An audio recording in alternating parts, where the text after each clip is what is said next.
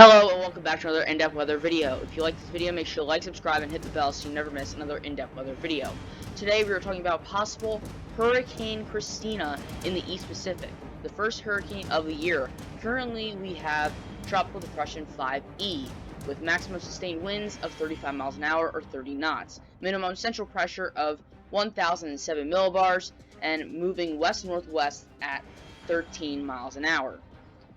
Now, if we look at our warnings and cone static images, we can see that the National Hurricane Center is projecting this to become a storm later today, and then by 1 p.m. on Wednesday, turn into a hurricane. And that will continue on toward the end of this cone, which this cone goes out 5 days. So, let's go to the tropical storm names, where we can see we've had Amanda, we've had Boris. This is now Cristina, if this gets named, which it most likely will get named. Cristina, C-R-I-S-T-I-N-A. That is the spelling. And now let's go to the GFS, where let's actually start with the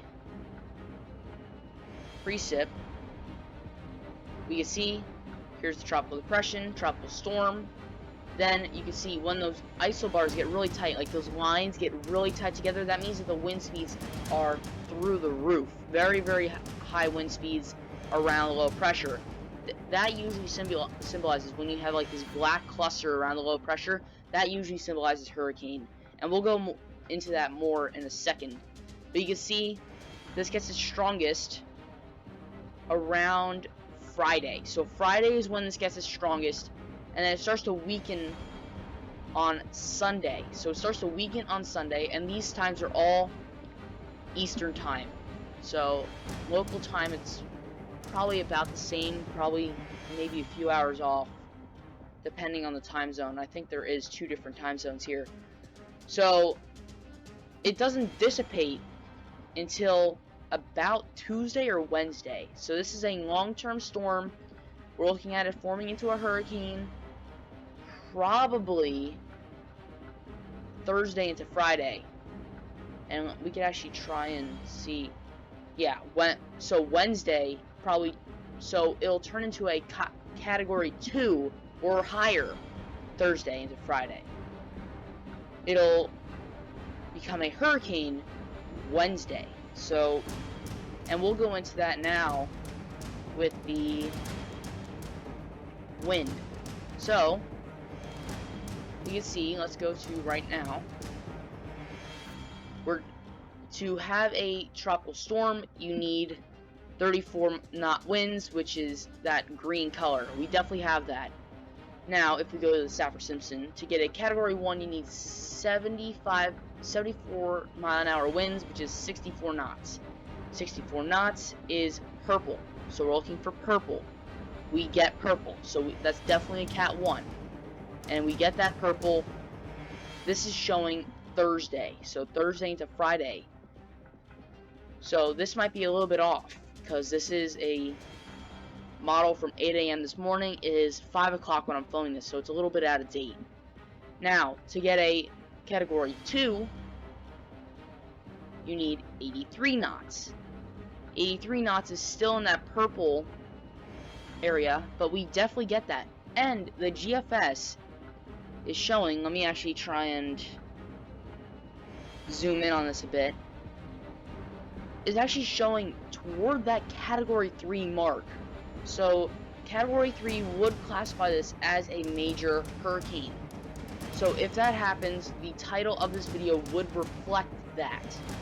But right now it is forecasted to stay a minor hurricane, which doesn't mean that the impacts will not be felt. The wave heights along the shores of Mexico might be much higher than normal, even though this storm is way out to sea. That continues on, it stays a hurricane, and then it starts to dissipate to Monday to Tuesday actually, back into a tropical storm. And then it'll completely dissipate by Wednesday, Tuesday into Wednesday. Let's actually get rid of the sounding there. Now, let's actually try and check the wave heights. I think that's the WW3. Yeah. Alright. So this is the WW3 model. This shows significant height of waves. So waves and swells. Now, this is in feet. So this is feet here. So 6 feet is the green, and 11 feet is the yellow. 15 feet is red, 21 feet is purple.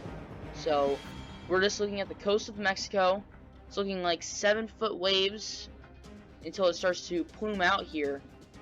Then in Baja California, you could see closer to 11-foot waves, but that's probably your range, 7 to 11-foot waves. But out to sea, you could see as much as looking like 27-foot waves in the center of this storm.